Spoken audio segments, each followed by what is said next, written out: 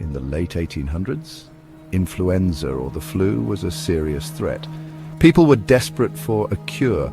The Carbolic smoke ball company saw an opportunity. They created a strange invention called the Carbolic smoke ball.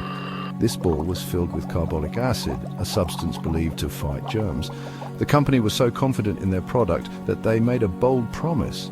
They advertised that anyone who used the smoke ball as directed and still caught the flu would receive a reward of £100. This was a huge sum of money at the time. The Carbolic smoke ball company's advertisement was bold and attention-grabbing.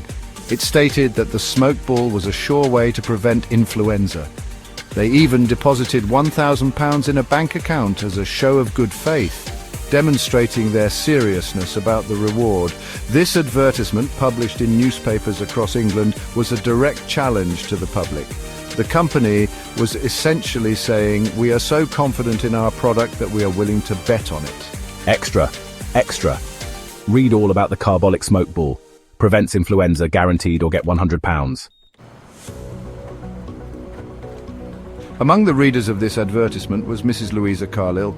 She was intrigued by the company's claim and decided to put their product to the test. I was quite taken by the bold promise. I thought, why not give it a try?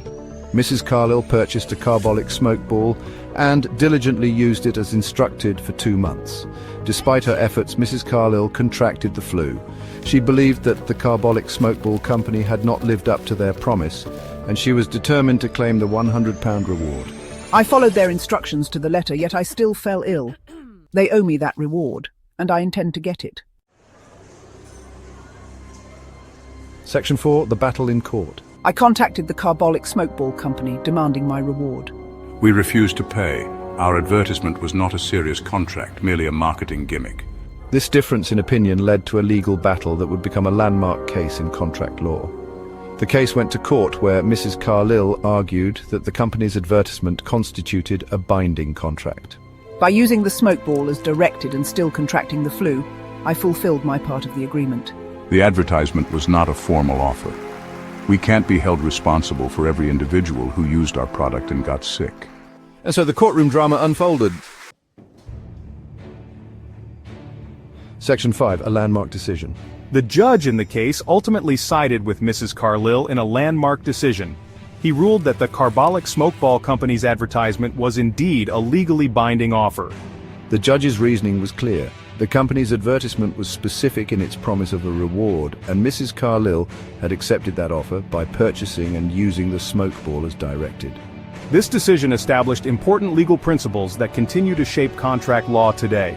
The Carlill v. Carbolic smoke ball company case clarified that an advertisement can be considered a legally binding offer if it is specific and leaves no room for interpretation. This case also established that the acceptance of an offer can be implied through action, as demonstrated by Mrs. Carlill's purchase and use of the smoke ball. The Carlill v. Carbolic smoke ball company case remains a cornerstone of contract law, highlighting the importance of clear communication in advertising and the legal weight of promises made to consumers.